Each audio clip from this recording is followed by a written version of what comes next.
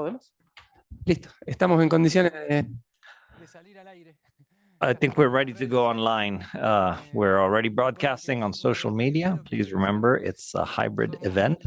It's not just for us here, but also for everyone who's following us online through AICA's social media. We're going to start this session, which focuses on innovation, digital innovation ecosystems.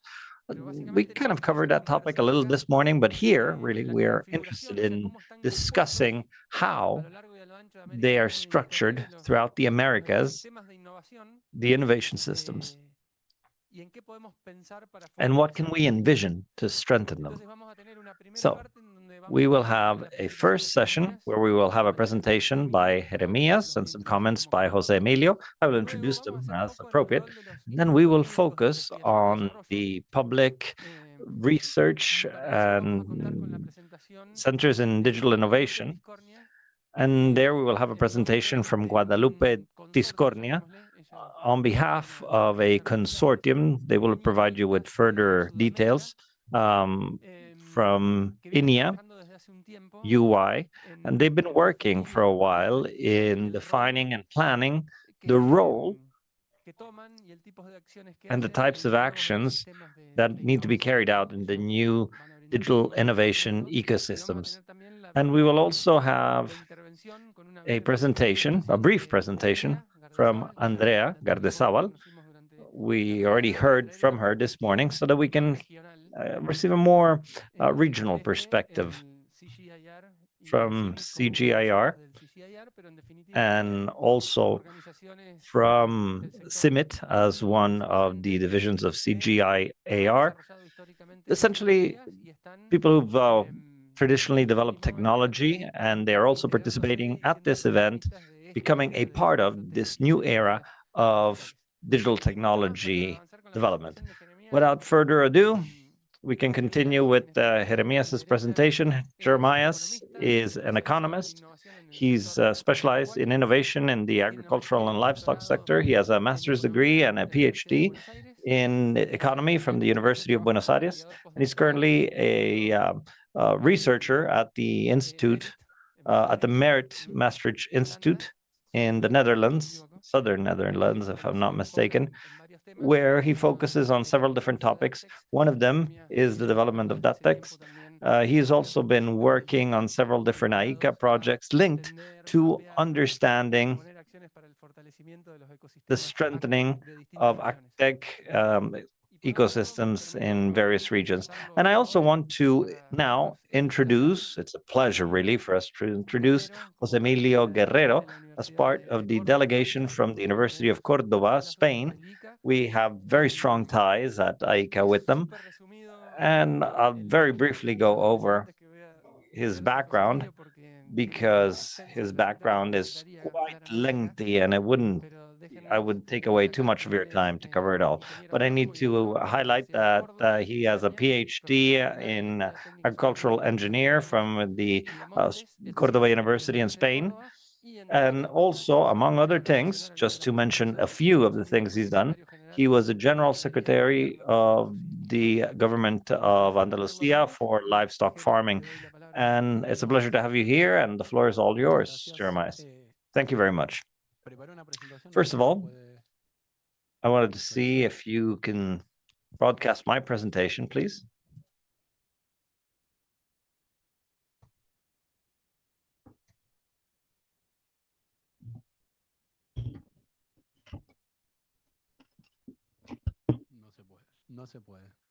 You can't. Apparently you can't. Sí.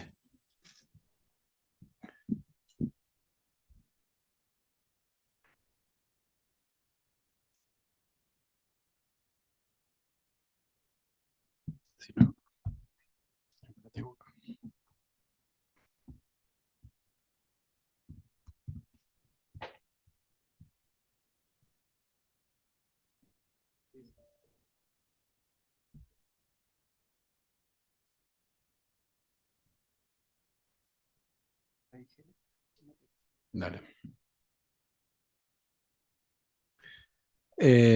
Bueno, arranco. Tengo acá como el machete, como se dice en Argentina, para... We're going to start so we can continue with the presentation. I think that in a few minutes it will be broadcast on the screen. But in the meanwhile, I'll just take the opportunity. I sometimes tend to overstay my welcome when I present. So if I go on for too long, please interrupt me. It's a pleasure for me to be here with you today. I think this is a very interesting forum for several different reasons, several of which I will describe throughout my presentation. As Fede mentioned, the idea behind this is to give you a kind of glimpse of the basic conceptual framework, not too in-depth, at least as of now, of how we are envisioning the innovation ecosystems in the AgTech realm.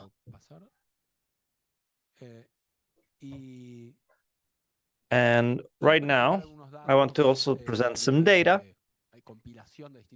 kind of collections from several different efforts of studies we've done with IICA, an effort to map the AgTech ecosystems in the region and try to identify challenges, maturity levels, and etc. I'll go over this pretty quickly. These are all things that have been already mentioned, the agricultural challenges and how digital transformation positions itself within this scope. We know that there are three main challenges in the sector: the need to produce more food, food/biomass, because of all of the functionalities that current agricultural production results in, such as bioenergies, biomaterials, etc., blurring the line of the merely agricultural and moving into the realm of agro-industrial and a kind of comprehensive bioeconomy. Also minimize economic impact on this need to achieve the appropriate technology development that can operate at different speeds according to the sector. Because obviously there are sectors within a country that can be highly advanced, that are managed in very sophisticated manners, while others are still much further behind. And sometimes there are differences within the very same chain. Let's envision, for example, the production of coffee in Colombia. There's a high level of diversity and the complexity of how that product value chain occurs.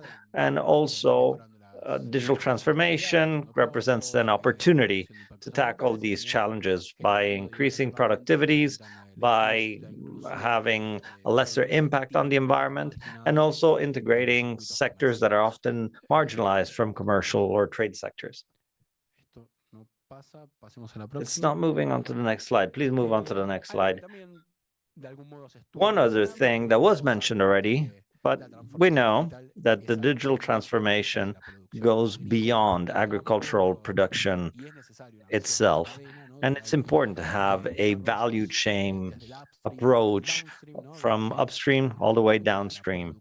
And everything that involves raw materials, trade, customer service, topics like financing, agro-fintech, insurances, etc., including production on the farm, where you can think of three main groups of technologies that contribute to micro-location and the ability to identify all of the varied challenges that coexist within a single plot of land in a farm, the ability to automate and apply in a variable manner these supplies. Or once we identify these differences, basically, we need to take action to ensure that this has an economic impact, and the ability to monitor crops or livestock for early pest detection, for example. And on the downstream, things like trading, e-commerce, logistics, traceability, etc. Let's move on to the next slide. Here, to look at this structure a little bit more in depth. As far as AgTech innovation ecosystems, we know that at the forefront, we have these two main groups. Here, we're looking more at companies, startups, but they're still all intrinsically linked to the users/clients, not solely because they will be users/clients, but because more and more they contribute to designing the solutions themselves. Precisely this structure or layout for the distribution of technologies is different from previous models, which oftentimes were more spearheaded by corporations, public-private partnerships, where behind closed doors, people identified the needs and developed the technologies until they were at a mature stage to be kind of sold on the market. But instead, now, in this cases, the whole innovation paradigm in the AgTech realm has changed and has created a shorter distance between the developer and the user/client, where the user/client will not only be the person who pays for the solution, but oftentimes is the person who helps develop the solution itself. At least these early adopters often provide feedback to the developers of technology to identify what are the main problems that they are tackling and what kind of shape the technology should have so that it can be consumed appropriately, the delivery of the service as such, that it's not just the technology in itself, but also how the technology itself has to be delivered in order for it to truly solve a problem.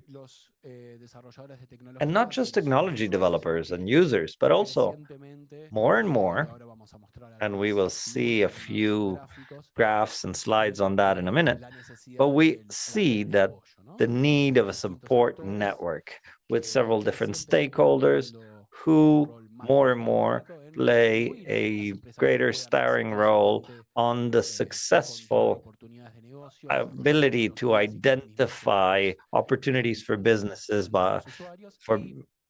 and among these stakeholders, we can think about incubators, accelerators, providing input at the early stages of a business,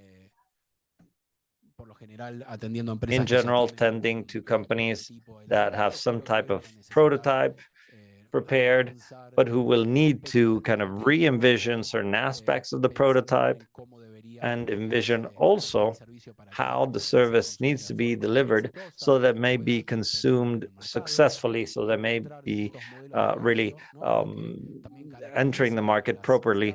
Another thing that defines startups is that they identify more creative ways to monetize their efforts in innovation, not necessarily the most obvious way of monetizing a service is actually the one that is the most appropriate for an impact on the market.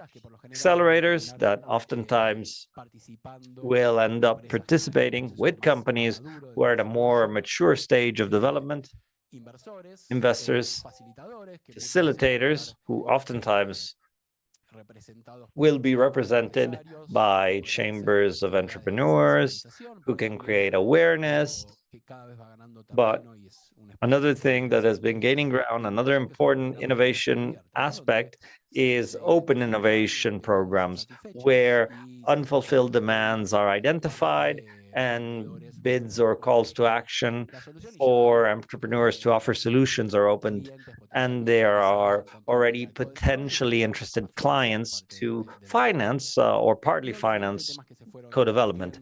And other things that were discussed in the previous presentations this morning, we have aspects like regulatory aspects, infrastructure, and public assets, which require the participation by the state, such as property ownership, how they're defined, product registries, investments on connectivity, etc.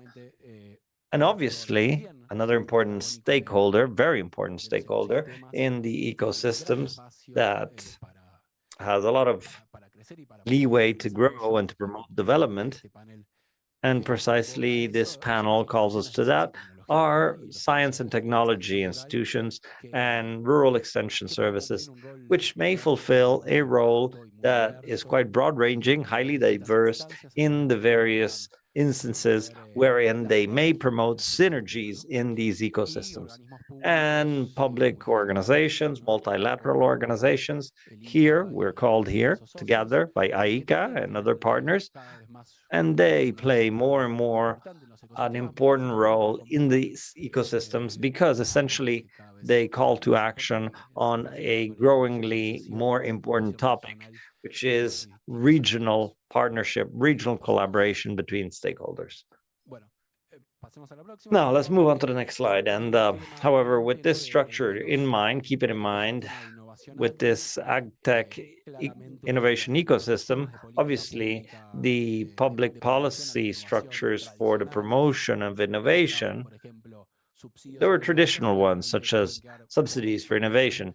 They are made a little obsolete nowadays, or may not really fulfill the desired objectives in terms of the level of complexity of these ecosystems and the need for synergies. So we have new patterns of innovation where we can see this shift from a key focus on large corporations who are focused on a linear, isolated production system to a more relational and continuous innovation process where constantly entrepreneurs identifies ways of improving the product.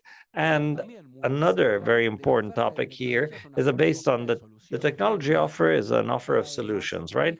Where it's not so much how important, how fancy a technology sounds, but rather what's important is the solution, the value that the technology is really providing, where what matters is the solution, whereas the technology itself is simply the means through which a solution could be tackled. And in this, there are several different internal processes for innovation that continue to coexist, such as agile systems, right?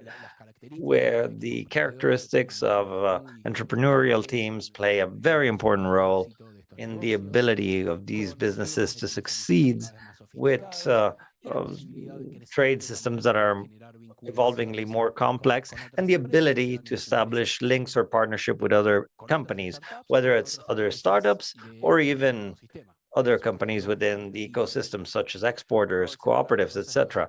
So the central role of the ecosystems in promoting the innovation and the focus on solutions. And one thing that I want to say now before I forget it, and clearly, I'm giving you a little spoiler from my conclusions, there's a certain bias in the development of solutions, at least in our region, which leads to more professionalized services, more professional services, or more connected to the market, more profitable, wherein compared to circuits that are further apart from the market, which are oftentimes left outside from the offer of solutions that the AgTech ecosystems may generate. Let's move on to the next slide, please.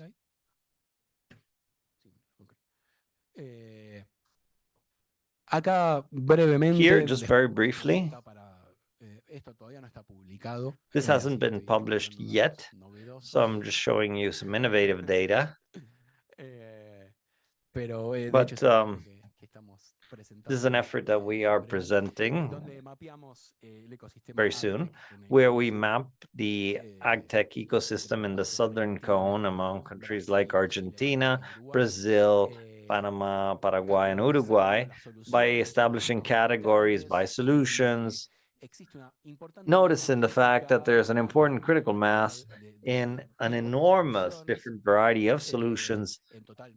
In total, 1,200 AgTechs, obviously a ecosystem that is heavily dominated by Brazil, and also Argentina is another important stakeholder. In the case of Uruguay, Chile, they're also stakeholders who are moving in an important manner, and Paraguay with great possibilities for growth, but with a few pioneering stakeholders. And then this is not just in terms of the amount of technology offer, but also in terms of a strong density for the ecosystem with different stakeholders providing financing, incubators, accelerators, etc., etc.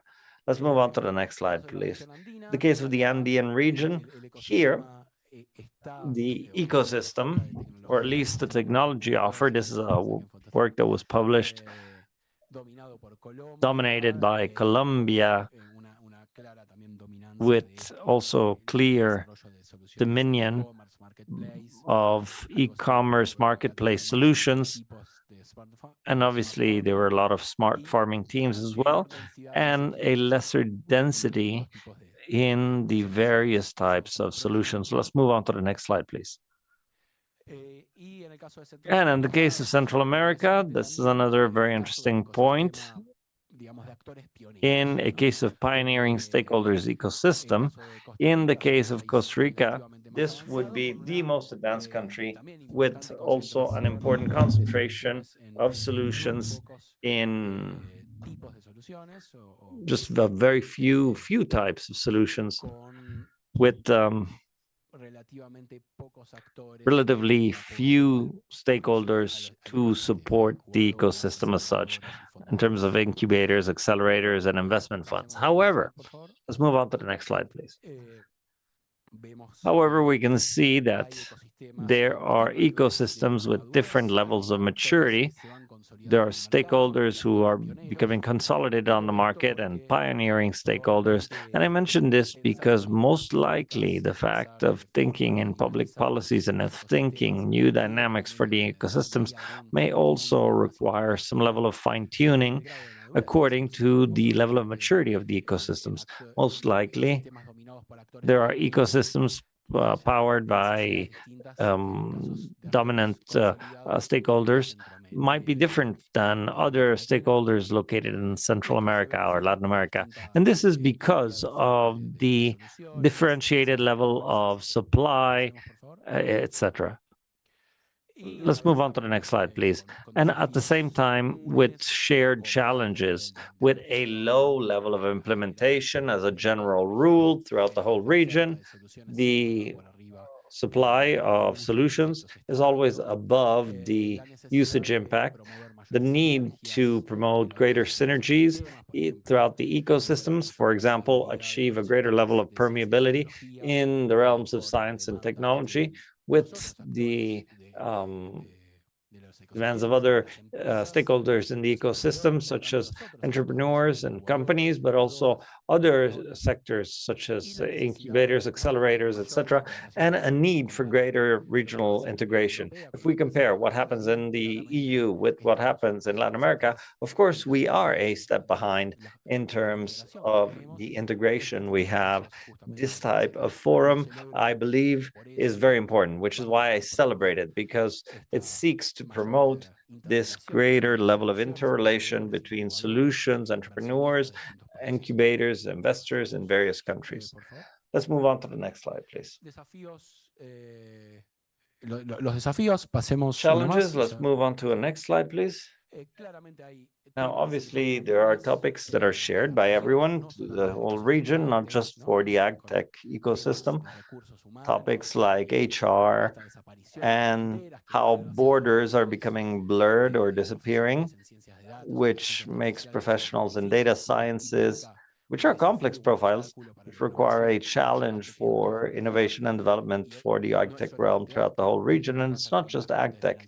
The same thing with financing sources happens when you compare this with the possibility of, I don't know, for example, in the United States, in trying to achieve financing, and it obviously results much easier. And then obviously problems that are specific to the AgTech system, such as, for example, low implementation rates, agricultural and technology systems that also move on to systems that are still quite rigid, and there's a relatively low level of integration between companies. Let's move on to the next slide, and next slide again, last one. I also need There are several specific reflections. Digital transformation is a reality in a region. We are speaking of something that could be much more than what it actually is, but it has a critical mass that is important to remember. There is a need to re-envision public policies in terms of how these public policies adapt to the needs of the various ecosystems, especially with this characteristic of being a sector that operates at multiple velocities, like border sectors and others that are more kind of linked to markets, and latent spaces to achieve greater linkage between the various stakeholders in the ecosystem. Sorry for the implication. I tried to be as brief as possible. Thank you. Gracias, Jere. Thank you, Jeremias. Very well. Now, as we progress through this panel, we will have opportunities to ask questions, make comments. So I will ask now Jose Emilio to speak so that he can share with us a few reactions to what Jeremias presented concerning the characteristics and the innovation process here in Latin America, and eventually the strengths or weaknesses that Jose Emilio, you may identify in terms of, I mean, you know Latin America and the Caribbean quite well, but tell me whatever you know about Spain and the EU in general.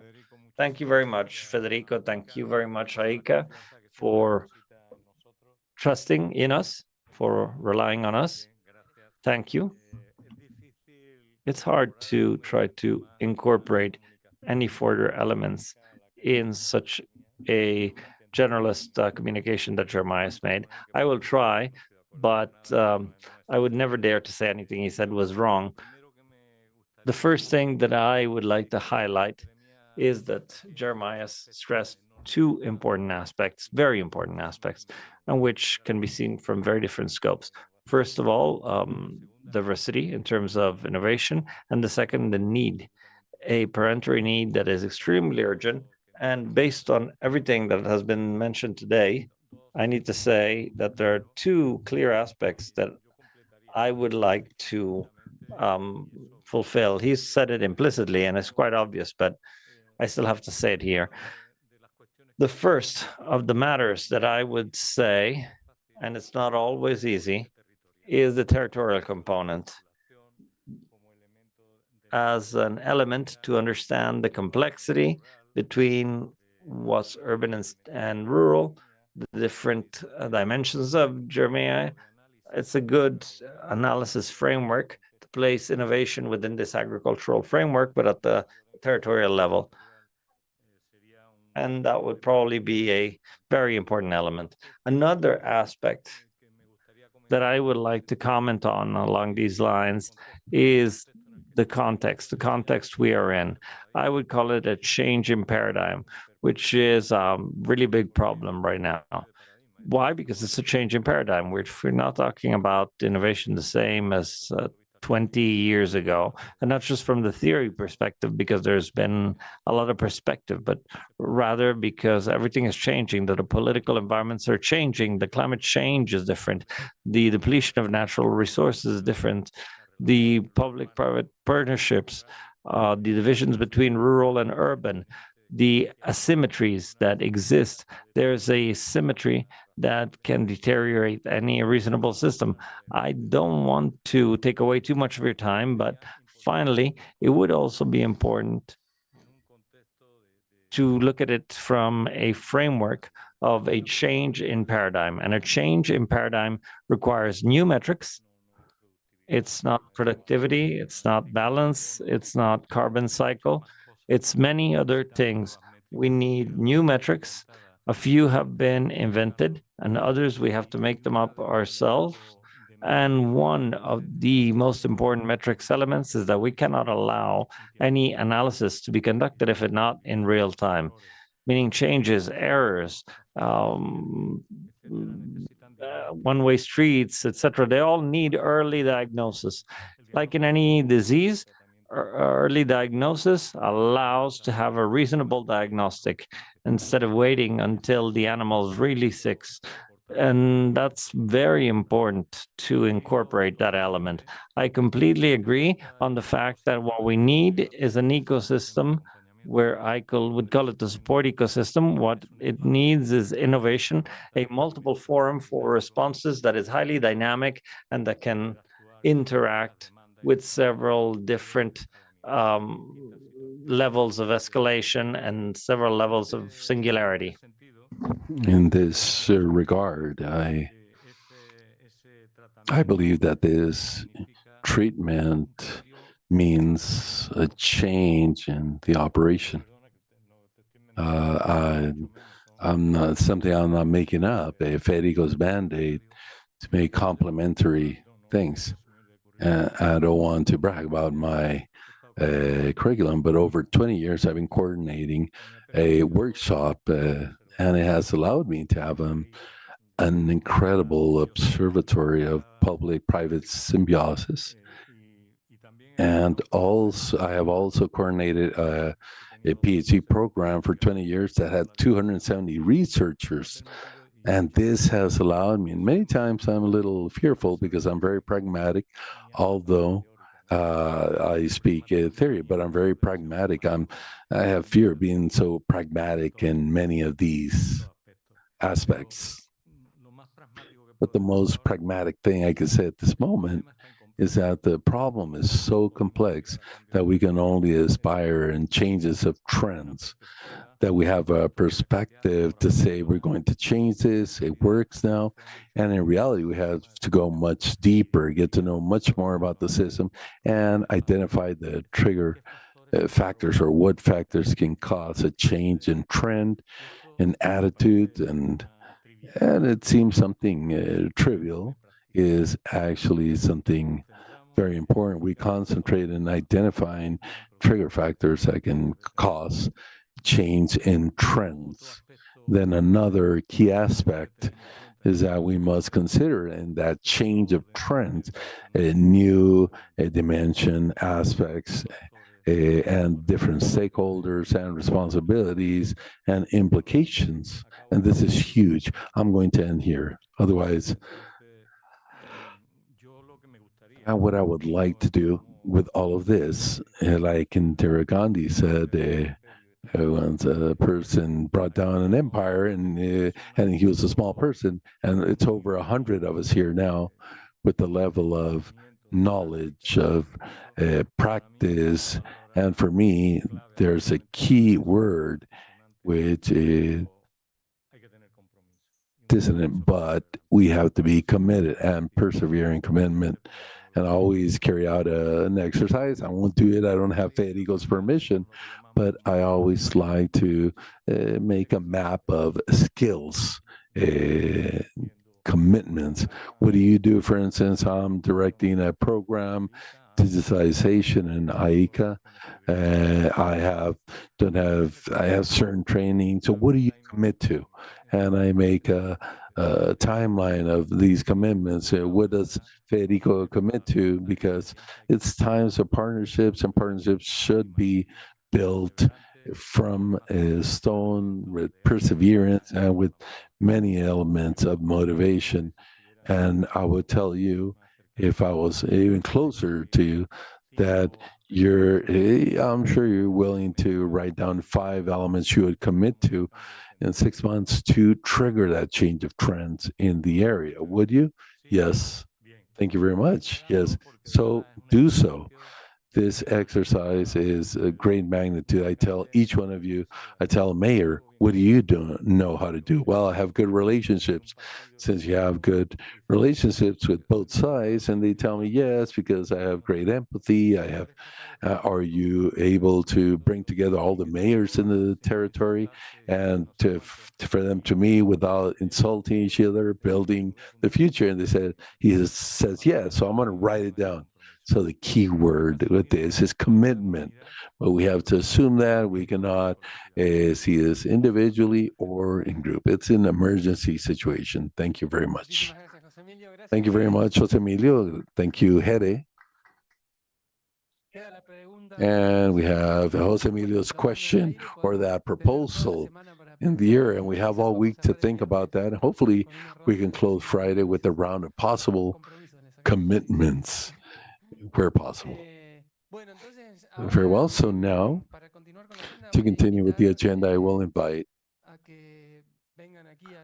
to the table Andrea Garciabal and Guadalupe, and we're about to change this in real time. And this is to continue with the next part, which is two brief presentations. Then we have an open exchange with questions, provoking questions. So in the meantime, we'll show Andrea's presentation, if possible. Acá al costado. Sí, sí, yo me quedo. Ahí estamos. Andrea? There it is. Andrea, the floor is yours. Let's see if we're lucky with this presentation. I have the clicker. Let's see. I give up. Bueno. Otra vez yo. Very well. Me again. Empiezo. And I'll start. Muy bien, pues la idea de esta So the presentación idea in this presentation, I hope it's short and interesting, is to showcase in detail the role of CGIAR and to introduce why CGIAR, which is a research, agro-research entity, and why we're doing digital innovation. And very quickly, for those who are here who don't know what CGIAR is, it's a global partnership of research centers dedicated to transform agro-food systems. As you see in the map, it's 12 centers. We all operate globally, but in a consortium to integrate different ways of working. We have 5 impact areas, so you see to the right. And then we have 3 routes to cause this impact, training, innovation policies. And then in purple, we have initiatives, which is our practical way to operate. And we have 32 thematic initiatives. And one of these is digital innovation.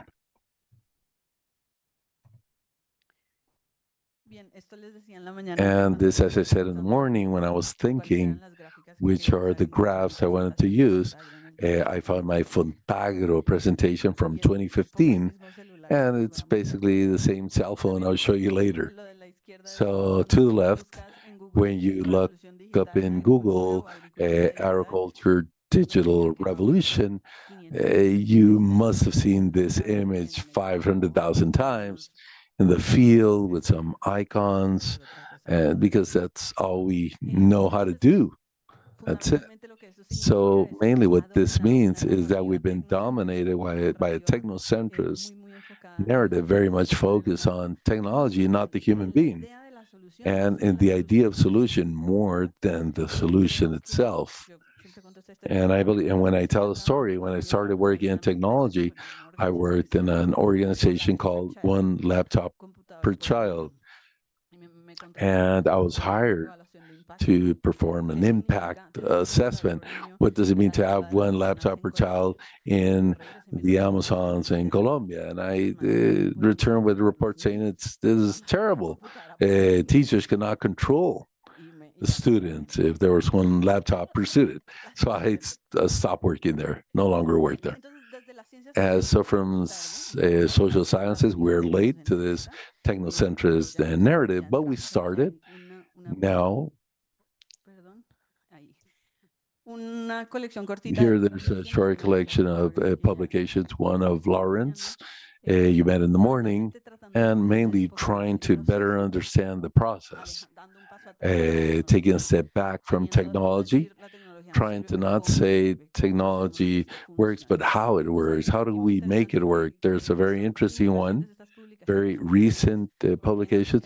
One is why in Africa all the pilots have not escalated. How much development money has gone to Africa for digital innovation? Why these pilots have not been escalated? And it's pretty vague. There's just not sufficient research on social sciences and behavior.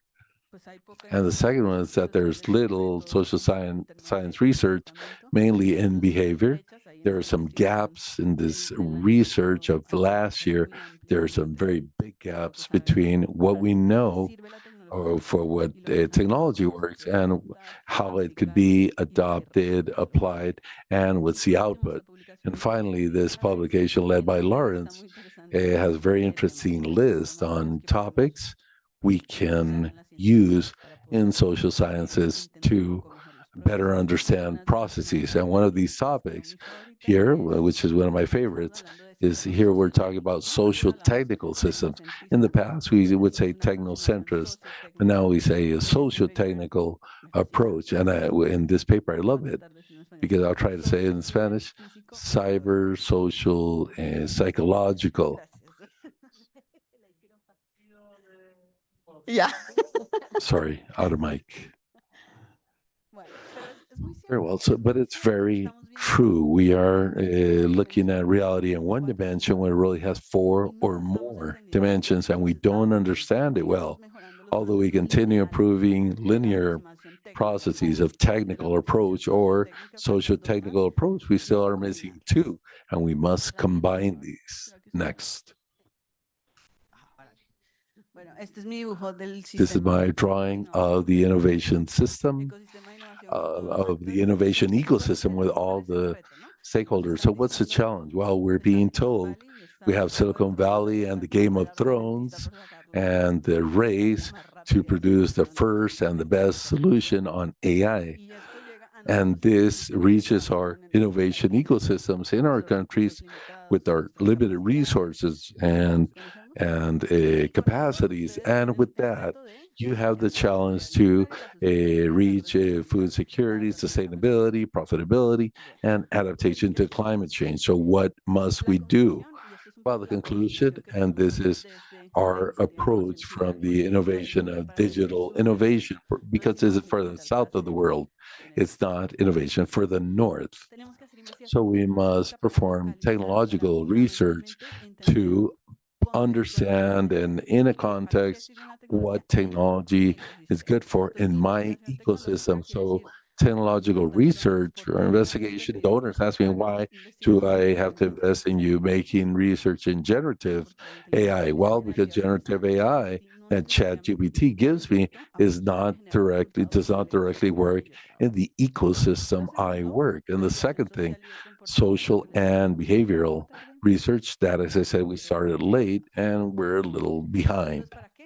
So for what all this? To locate responsible innovation. And I say responsible because it's key for us to have responsible innovation. This means that the innovation has to be inclusive, or clarity on who it includes.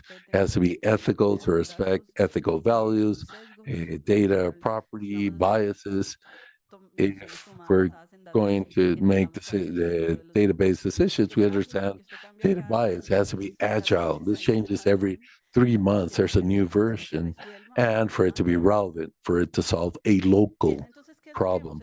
So what have we done in these 3 years in digital innovation? These are 3 examples, simple examples, where we're trying to check the boxes I said before. The first one is an entity called Farm Radio in Africa. It's a agro outreach that uses radio. This is my first thing. Digital innovation also means radio.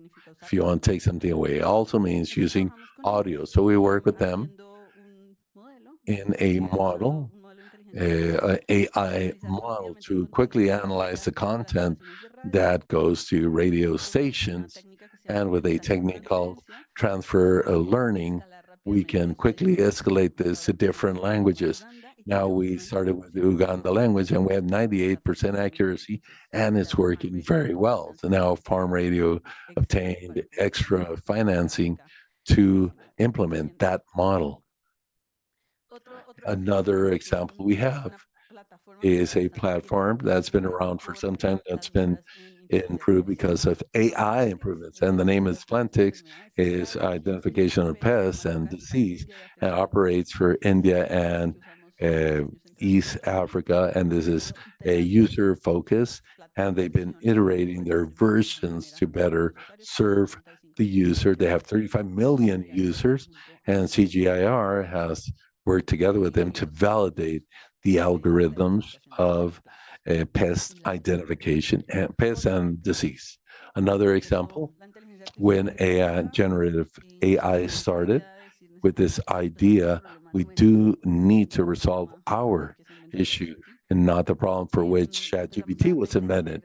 And now we started understanding what the RAG means, which is to introduce local content in an existing model to generate a product that is more fit to the context.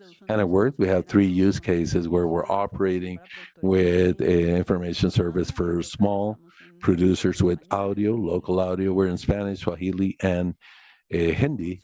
And it works because it'll work better. We think it works better because its responses are more accurate based on very specific content we get from the research of CGIAR.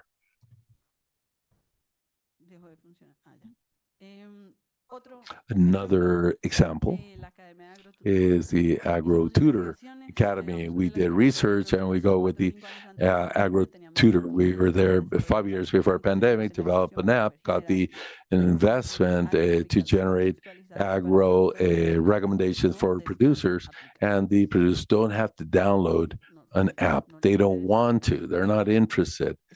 It's an app and it's their own right. We don't want to force them because our technical approach is not to tell them you don't know how to use an app. Here, I'll show you, I'll give you a course for you to learn how to download an app. That's not the case. And I say it because I tried it, I've been there, and this does not work. We understood. It was a little hard for us, but we understood that producers or any user of the solution, we don't have to wait for them to be trained, but I have to provide a solution that works under their existing conditions, the person I want to help. So what's the solution in this case? WhatsApp. We quickly understood WhatsApp is all over the regions where we work, which in this case, Mexico, Guatemala, Honduras, Colombia, Kenya, Uganda, and India. And WhatsApp works in all of these. And what we did is we created WhatsApp Academy. We also have the chatbot, and it's the same channel. And there we are providing micro courses that don't, it's not the idea to show the producer what I do, but how for them to improve their own results. We have 15 current courses in WhatsApp, different languages, same courses translated with AI. And now we have 12,600 beneficiaries at this moment. And go ahead and take the picture. And it's not only technology, it's not only solutions. I said that these collaborative partnerships, as we saw just a moment ago, very eloquently explained, collaborative partnerships are key. This is the moment to create these partnerships. So one of our pillars is to do research on how to have partnerships, because we realize the commitment, we meet, I want to work with you, I want to do it. Nothing happens after that. And nothing happens, nothing has happened for a long time. So public-private, there are some specific cases, but multilateral in agriculture in Latin America, very few. So here we did this, a training, a methodology of multilateral partnerships. We have these examples. One of these is our partnership with AICA to achieve these types of events, but we have other examples. And what have we achieved? Well, a methodological framework for collaboration, in which the center is in finding the common area, the common pain, and with that common pain, work with that, because there's commitment. When something hurts, you commit. And I'm about to finish this for you to have an idea. These are some of the cases, examples we have in the products on technological innovation. And our commitment is for this to be open code, free access. We're in different parts of the world. We have a very interesting stakeholder network and partners in this collaboration. And finally, to conclude and to answer the question, what's the role of innovation centers, or what's the role of research, agro research in digital innovation? I think research for the good of the public is key. There are many privates here who research for the private good. That's okay. But researching for a public is good to find a balance. How do we know how much analogous, how much digital? I took it from the morning. If you didn't know, inclusive technologies, trust and benefit. How much do we want individual benefit? How much trust? And for this, it's social, pure social science, interoperability versus we're looking for this nonstop. But diversity, we have seen a very strong case today. So how much we should consider heterogeneity versus standardization. The other one, how much we make a database decision compared to experience-based decision. And responsible innovation must ensure there's motivation, incentives to have inclusive technologies or aware of exclusion. And data property is key in agriculture. This is another hard lesson. Data belongs to the producer. Data belongs to who generates it. And a data ecosystem, we must guarantee property protection because data is capital. And in this moment, data is capital. And human being in the center is key. It's not the same just meaning by Zoom. So detonate localization or location. What we are called to do is to locate, to value our context, our needs, our culture, who we are. We are not in a different latitude, which are our values. And I say this for many questions. Sometimes we ask, how come there's not enough adoption? Or how come a producer doesn't adopt conservation agriculture? That I tell them it's going to be good for them because of their culture. They were taught to burn. What do they care about gases? They burn. So I don't want to say that culture is good or bad. We must not judge, but we must understand to design with that in mind. Same thing with values. What's a value pyramid? Mine is not the same as yours. How do we do this? This has value to this, this is valuable to design a product and to design a partnership. Another important role is to lead a process of co-construction of knowledge. And here I would like to say, and link it with the last one, which is modifying limits between research, outreach, and adoption. We come from organizations that are have been around for many years where researchers they deliver and the other one implements and then someone who knows when measures. This is the moment for partnerships, and partnerships are not, don't have these very linear limits. This means co-commitment. You have to give in and you have to bring down the wall. I research, but I also want to understand how the outreach works. I'm an outreach person, but I want to understand how the research is done. And I'm a researcher, I want to understand the other. We have to bring down those walls. And the last thing I think is key in research to connect with AgTechs, like all the ones here, to think about new models of collaboration that work here, that understand the culture, that understand behavioral concepts, and they have more sense and relevance. It's stop copying other models that we're not able to scale up here. Some can be, some cannot. So that's pretty much it. I just wanted to give you a list of my colleagues. I don't do this alone. And thank you very much for your attention. Thank you, Andrea. Thank you, Andrea. She has compiled several of the concepts we have been working on today, and she highlighted again the commitment, people focus or human focus in all this regional landscape. And now we're going to have a regional and internet, Latin America zoom in. And we're going to Southern Cone with the words of Guadalupe Discornia for her to share how this project is they're carrying out and what it's made of. Well, thank you very much.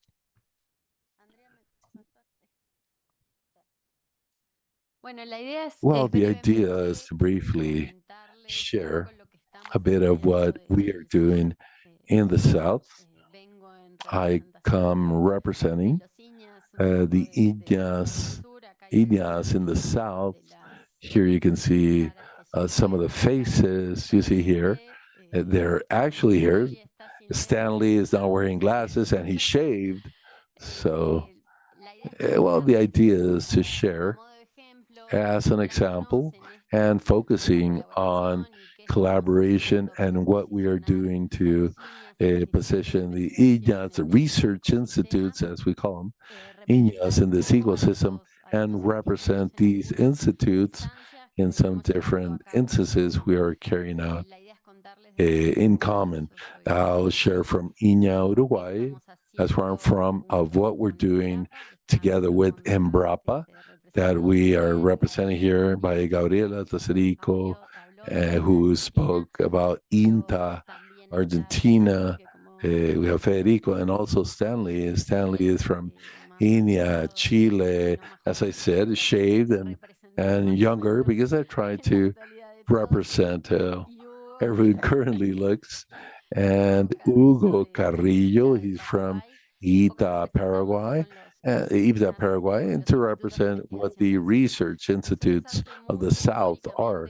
We have done a lot historically, like many of the INEAs in the region have worked in AgTech topics with different intensities, different focus, but basically we develop our own solutions or solutions we developed from the INEAs for a long time now, also incorporating AgTech solutions in research, also with various intensities, some INEAs more, some less, but for some years we've been incorporating some of these solutions in our research processes like a user. And I also work with companies and startups, and there's INEA Chile is a case, case, and we're working in different companies and Embrapa that have a strong relationship, also institutional ties in the South. We have some relationships, interaction with Procesur that brings together the Southern INEAs or institutes, but also with various projects or initiatives. A project by ECLAC, for instance, that has a network of some of these institutes here and others that also participate, and also a collaboration project from the South. Many times we try to meet either by Fontagro or by different financing sources to participate together in even larger projects. As far as the action items we are working together in the South are related to training in various AgTech in different instances with different financing. Many times together, all 5 countries. We some countries work separately, but we do work in these action items also in implementation, living labs, or smart fields, or areas, or spaces where we can, the institutes can showcase AgTech, also showcasing support and advice to some entrepreneurs. And we have some examples we're working together here also in verification and validation of solutions is another line we're working now stronger. Also dissemination and promotion of some of these solutions. And as joint actions, we have worked specifically. One of these is what Jeremiah just mentioned, to try to build a baseline of players in the region. Historically, there's been many isolated initiatives from different countries, Brazil, has a lot of monitoring of the ecosystem. They're very strong in that.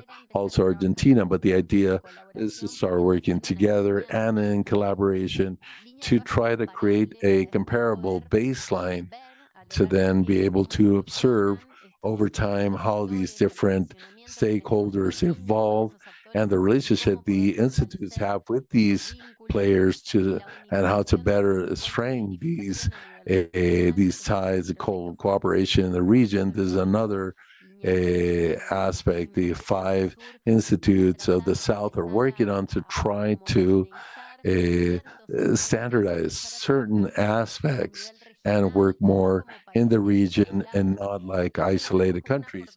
And we see this as one of our bigger strengths, not only for us, for the institutes, but also for the companies and startups that will allow to escalate to the other countries or to move in other countries with much more fluid with these standardized solutions for the region.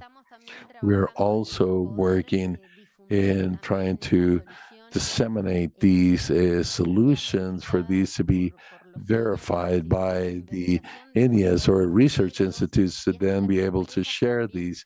And here, the companies can have certain positioning because by having the support of a national research institute that approved the solution that does what they say. And to be able to have that kind of approval gives more trust among producers in order, or at least that's what we hope, to start implementing these solutions by having more unbiased information. For an institute to say, this does what it claims, it was tested under these conditions and terms, and that gives the producer or the technicians more trust at the level of implementing these types of solutions in their production systems. On the other hand, we are also working with several initiatives to have a sort of regional repositories. This is a project that we are working intensely on with the financing by ECLAC. ECLAC was heavily involved in this. IRDA from Catalonia also supported us in the framework of this network to have available a detection of several companies, trainings, different types of innovations or financings that can happen through AgTech technologies. And when somebody wants to know what is being done in a given country, that will all be in a single system, in a web portal, at the regional level, not just at the different countries, but through several projects at the level of Prosisur. And we're also trying to have a greater impact on training and on generating databases. By generating different sources, that's where the connection with strong international stakeholders is important. Envisioning a more regional ecosystem and not just individual, together with international stakeholders such as AICA, such as ECLAC, such as the World Bank, such as CAFT itself, to try to follow along these cooperation lines that we have been discussing. And in the week of digital agriculture last week, we had several different startups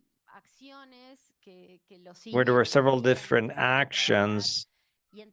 And we understand that part of this, we tackled it through a more external vision from the level of the startups in terms of what things can we start having an impact on, what things can we work in further depth on, and on what things can we continue our efforts on. And we just wanted to show that there are several things that came to light there. In many, we're trying to strengthen our activities along these lines, and tending to this, obviously, what may come from this exchange. We also want to look at what other things in the future we can continue supporting in order to contribute in a stronger manner to the ecosystems. Obviously, each research institute has its own strengths and characteristics and structures that allow us to be more or less flexible according to the participation that we have in this ecosystem. As a key stakeholder of the AgTech, to have these regional protocols for shared assessment, at least for the southern region, and available so that INEAs in other countries may also access that information that will be made public, it will be made available, and so that they may continue interacting. To have demonstration centers, oftentimes countries find that they don't have where to show their solutions.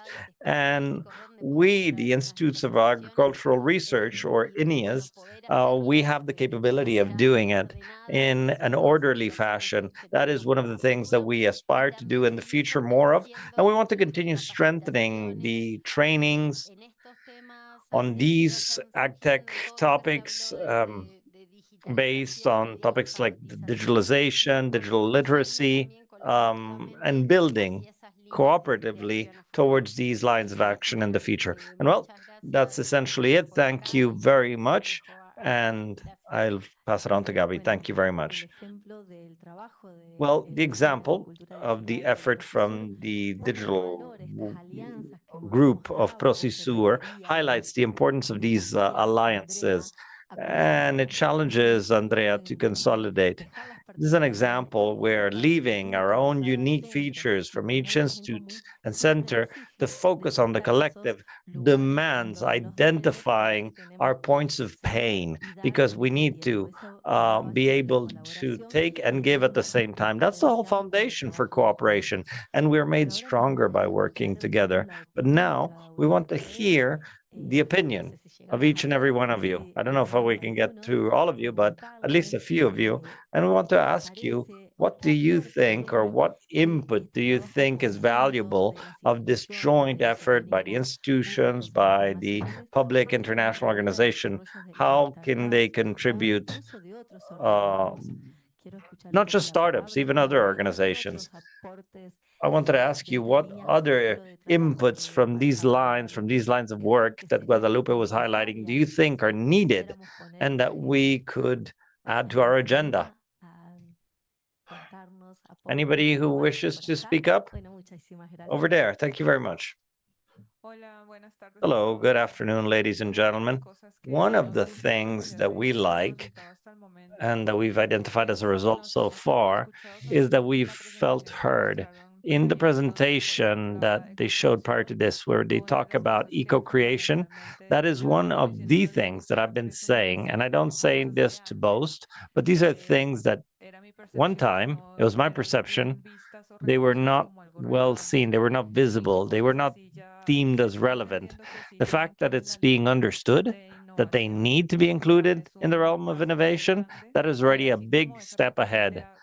And just as that small idea, that's the one I remember, there are many, many other brilliant ideas that we've all shared and that allow us to grow and to learn mutually from the various institutions and countries. And I think that we need, a lot of times startups make a big effort. Oftentimes have not gone through investment rounds, but they may have received good investment or not. But regardless, I think that the financing stage requires more support. That's not just about giving money to the companies, but rather simply having open doors to really work collaboratively. For example, a technology development center can make available certain tools, spaces, industrial capital, joint collaborative effort capital to generate results faster. And there are a lot of gaps there. I'm going to give you a very brief example. For example, in Colombia, there are various public-private authorities where there are spaces that are wasted, which could lead to workspaces among different individuals with different capacities to generate technology development.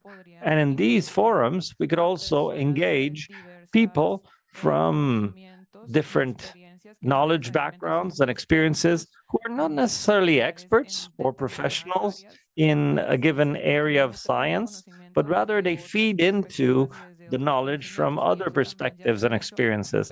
And this has been said before, but it's said a lot and practiced very little. In the previous intervention, Andrea, she was saying she was talking about the sociological aspects. We've highlighted this a lot, time and time again, and we've sensed certain resistance. And for a long time, we felt that we need to understand our own society better, and we need to really put on our empathy cap to really understand others' perspectives. Many times people try to tackle things the way they've always done it, and we need to question more and try to do things differently. Thank you very much. Thank you very much. You haven't told us your name and which organization you come from. My name is Oriana Gomez, and I'm the General Director of Visuality. This is a startup that was a beneficiary of this initiative last year. Thank you very much. Another question? Colombia. Perfecto. Aquí. Perfect. Bien. Y allá tenemos otra. Por aquí. And we have another one over there. We're going to ask you to please stand up so that we can get you in focus. Oh, over there first, I think. Bien, bien. Entonces, very well, very well. So let's, the camera is already pointing over there. So you tell us your name, please, and your country. And well, my name is Roberto Camacho, and I'm the director of INTI in Costa Rica. And I want to, first of all, thank AICA and the organization for giving us the opportunity to be here to learn about the important efforts that are being carried out. First of all, I want to make a brief comment. When I was studying, when I started entering the realm of research, we heard it was important to have interdisciplinary teams. But back then, what the literature focused on was to have a nutritionist, a phytopathologist. That is completely outdated. That model is outdated. Now, interdisciplinary teams encompass disciplines that are very far from biology or agronomy. They encompass other disciplines that are a challenge, because for an institute like ours, we're part of the Ministry of Agriculture and Livestock Farming. We're like a big ship that has a hard time steering. And that is our reality for basically every public institution. That's not neither good nor bad, but it's a defining trait of public institutions. And I see in this an incredible opportunity. And here throughout the week, we will have some colleagues from the Institute. Please interact with them, because I see an incredible opportunity here to develop joint activities between public institutions, international organizations, of course, the entrepreneurs themselves, entrepreneurs that you've mentioned and that have spoken, because at the end of the day, through your inputs, through the professional expertise, through your initiatives, I think we have a great opportunity for us to support you and to support each other to move faster, to update faster, to latch onto trends faster, because on our own, it might be very difficult. And on your own, it may be very difficult. Once again, I wanted to congratulate you and thank you for the opportunity. Fantastic. It's important to highlight the value of collaborative effort. We will then ask the panelists to also speak so that they can also comment on these interventions. Now, my apologies, and go ahead with your question or comment. Good afternoon. My name is Eric Weir from Guatemala. I'm from CAPS. We've been beneficiaries in the year 2022. It's a pleasure to be here. Thank you for the invitation. My specific question, as you saw in Jeremiah's slides, in Central America, we're falling back in the topic of ag tech. So what we did last year, we went to Colombia, where they received us really nicely. And before the pandemic, we knocked on INTA's doors back in Córdoba, And really, they were very friendly. But then the pandemic came into play and that delayed us. But now, looking at your presentation, the level of openness that you're offering to Actex, my specific question is, how can we approach you? How can we knock on that door? How can we say, okay, if you want to experiment with me, welcome. Celebramos estas consultas. Let's celebrate these questions. That's essentially it. Thank you. ¿Alguna otra más? Any other question? Por aquí. Over here? Tenemos una. We have one over here. Ah, llega. Vamos aquí primero, entonces. We'll go over here first with the camera and everything. Ahora sí, sí. Ahora sí. Hola, mi nombre es Javier Soto. My name yo is Javier soy, Soto, CEO de Agrocognitive, and I'm a CEO of Agrocognitive from Venezuela. Bueno, aquí está la presencia del Here we have the presence of the inefficiency in our countries. What I'm getting at is that tomando la palabra Lawrence, que esta mañana nos decía que, bueno, que I'm going to take Lawrence up on his word because he was saying we need to constantly question what we're doing. And we've been discussing human-centered design, producer-centered design, which is true. But oftentimes, I think that we need to take it an additional step and to think of a design that is designed on systems or on life, because there's a number of opportunities there on the table that are related, I think, to convert the product into a true entrepreneurship, because there are economic opportunities when we talk about circular economy related to production that are not simply yield, costs, profits. All of that is important. Don't get me wrong, we all need that. But there are opportunities related to circular economy, to leveraging other collaterals which are related to agricultural activity. And I think that there's a lot of work to be done there. Excellent. We are going to move on to that table over there. Over there. Good afternoon, ladies and gentlemen. Thank you very much for your presentations. My name is Juan Carlos Salvador, the director of CONGOPE, which is a consortium of provincial governments. It spans 23 different provinces. I want to share the framework within provinces face challenges. I was just looking at some recent statistics. We have three main problems in the provinces. We have work on pre-financing. One out of each $10 of the prefectures is for development in production. In terms of gaps in infrastructure, 42% in rural areas have a smartphone. Coverage up to July 2024, homes with access to internet, 48.1%, meaning we have several gaps of access, coverage, and usage, and also digital illiteracy. In Ecuador, up to July of 2024, 14.24 were digitally illiterate in the rural areas, while in urban areas it's less than 2%. How are we tackling this challenge? Coverage, priorities. We are committed to generate the ecosystems that were mentioned, which is a collective of stakeholders that allow us to, first of all, establish clear public policies, articulate and structure lines of work. My question is specifically, what is the best public policy along these lines to ensure that these ecosystems work? For example, in Germany, we have regional clusters, agricultural innovation centers. I wanted to know, what are your recommendations and what is in your experience from the public-private sector could be implemented with the prefectures? Thank you very much. Thank you. Any further questions? There we have the first, and then over here, and then we'll move on to our answers from the panel. My name is Ramiro Gardero. I'm from Argentina, from Agroconsultas. We provide digital assistance, technical digital assistance, mainly, but not solely, because mainly, based on a panel of more than 240 panelists, widely well-known in the region. And my comment is aligned with Eric's, Cuellar, the large guy who stood up over there. And it was a discussion. Andrea was present here, Stanley from last year at a meeting for CGIAR, ICT. which the project Andrea spearheaded in Mexico last year, what openness is from the institutional side to cooperate with AgTechs in order not to reinvent the wheel, so to speak, so that together we may tackle these projects that we in the AgTech realm want to carry out.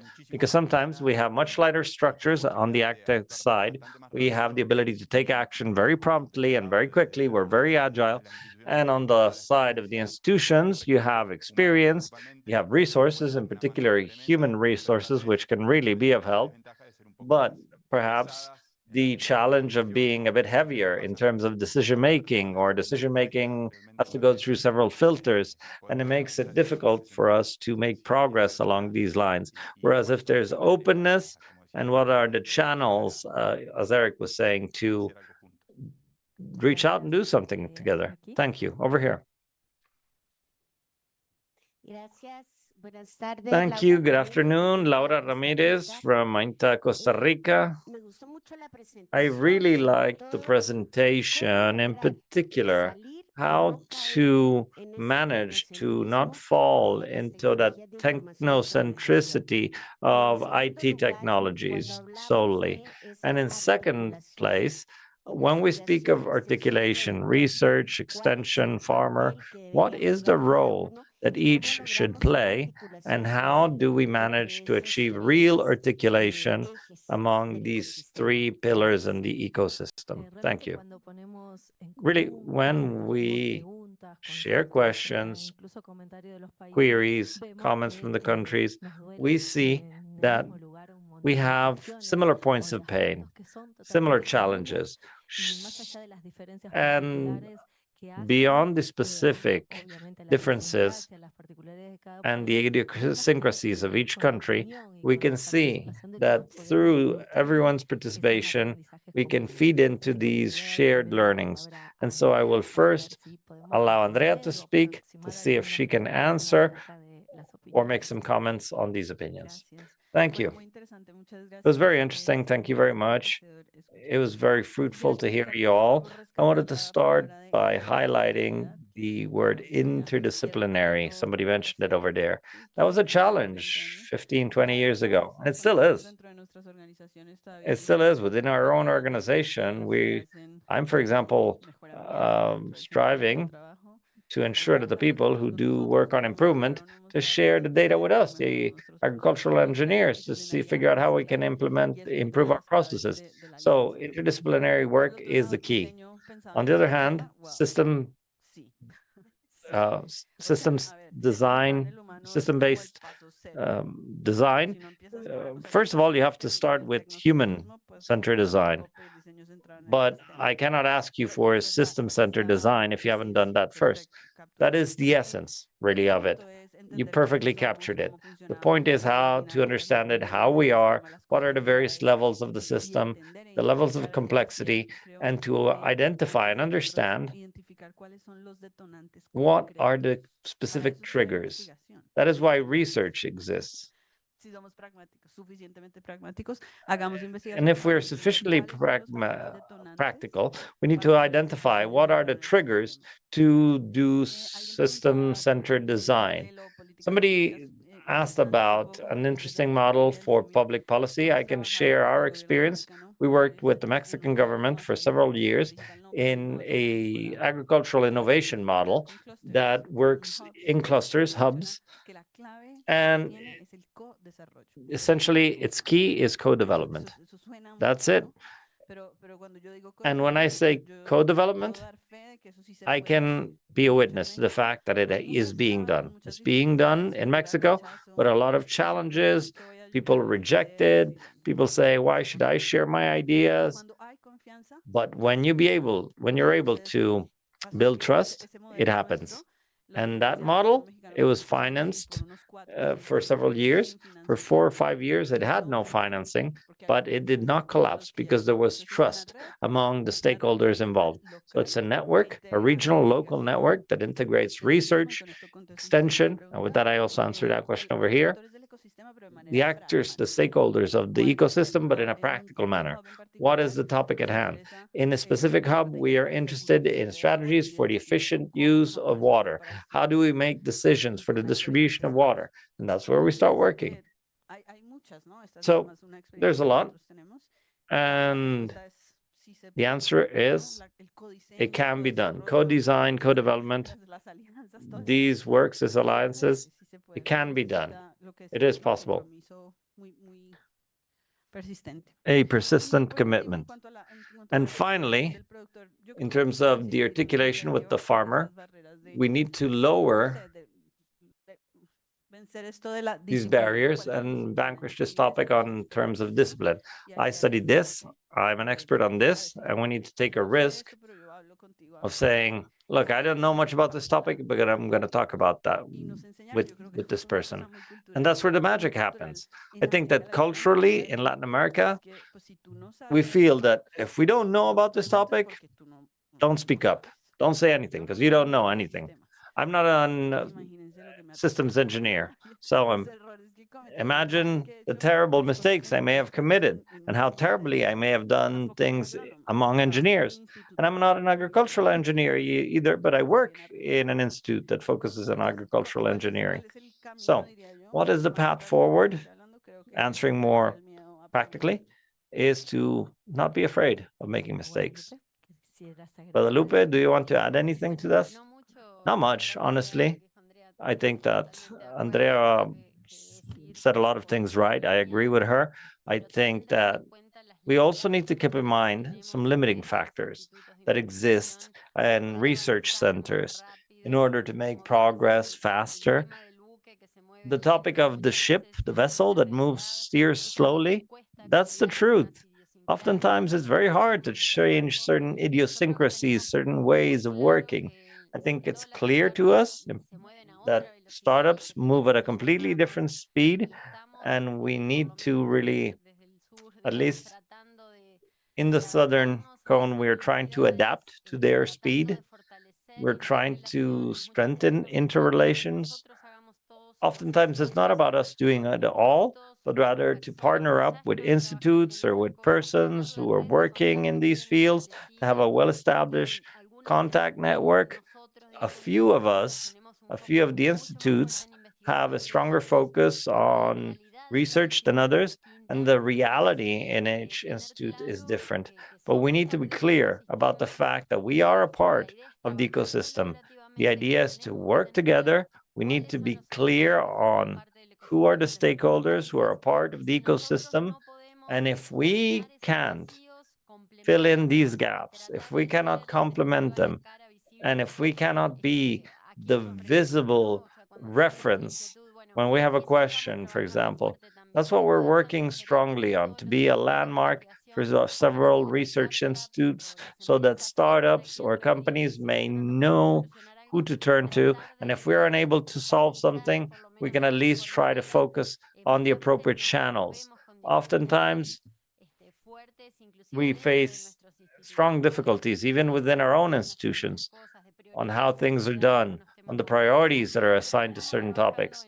But I think that we are working along the correct pathway. We are making progress. We are building things concretely, building trust. How we're building trust with startups and companies in different countries, I think is consolidating us strongly and in a beneficial manner. And we want to continue working along these lines. The idea is for the various different countries to centralize the questions through the INEAs and channel them there. That's why we need to be very open for other research institutes from other countries to contact us, to support us in all of the things that, let's say if there's other countries that are stronger on a specific topic, we can ask them for support and work more at a regional level within Latin America. And I have nothing else to add there. Thank you very much, Guadalupe. If you allow us, just 2 minutes. 2 minutes. We have two key things we didn't discuss. I think it's core. The first one is to know how these different support modalities are for startups and different enterprises. And I want to ask you something specifically, Andrea. A short time ago, you opened the IT4H educational platform, which is a learning network, I think, where you speak about digital literacy, the need to include new skills and capacities. And I think it's ideal for you to tell us very quickly what this is about and this event you have. Thank you. Thank you. I forgot the most important thing. We have in digital initiative, we understand that collaboration, partnerships are key, and we created a digital platform which is called ICT for ACT Learning Network, and I'm going to be here all week. I'll be happy to share the link, and it's mainly that, a digital gathering space for ACTEX. What happens here is not the same, but it's to have an ongoing conversation, not only in ACT for ACT. What we try to do there is to have a collaboration space to present your ACTEC. This is who I am, and it's a global network. So our advantage is that we're connected with all regions. We started doing not a lot, but we have good participation, good interaction. So I invite you to see ICT for ACT Learning Network. There's also the possibility to be part of mentoring process, and you can see a list of mentors available, and you can contact them directly to get advice from them. We also have a chatbot to ask about learning and digital innovation around the world, and you can post your questions. And there are several alternatives. The second thing is that as part of this ICT for ACT, we also launched an event together with TechnoServe and SysArts, which is called Cultivate Next, and it's open for a 6-month work with ACTEX. It's available for Colombia, Mexico, and Guatemala specifically. So you're all invited to register. I'm also here to provide that information. Thank you. So you were able to be within that minute we gave you. So before we end, Federico would like to add something? No, we're good? No, we're good. If there's any question, otherwise we thank you for your participation. Each one of your interventions enrich not only our work now, but going forward. So if you have any idea in the week, we're here at your disposal. And we have the Procesura team here to collect any concerns and to generate even many more partnerships and synergies to bring forward a digital innovation and to put the human being in the center of innovation and life quality. Thank you very much.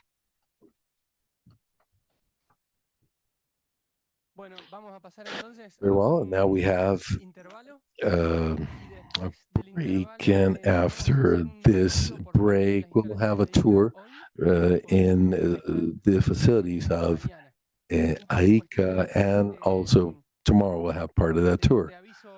Some instructions before that. First, the last comment of this panel. This panel was a free sample. What we expect is that throughout the week, there are many more bilateral or multilateral discussions, but since we have all these ACTEX from all these countries and a number of institutes from different countries, for institutes to speak with ACTEX and institutes with institutes, and also ACTEX between them, there's the investment funds also that have acceleration,